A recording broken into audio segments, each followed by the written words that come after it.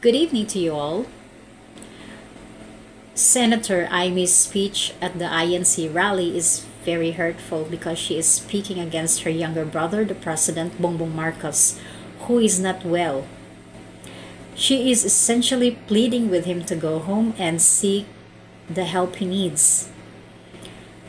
As a big sister, I can understand how painful it must be to publicly expose or speak against a family member, especially on sensitive issues like drugs. I cannot say that I feel happy about what she did. I have mixed feelings. But perhaps she felt she had to do it because it involves the entire nation, the welfare of the entire nation.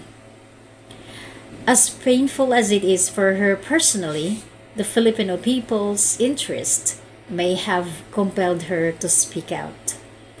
Please listen to her speech. Napaka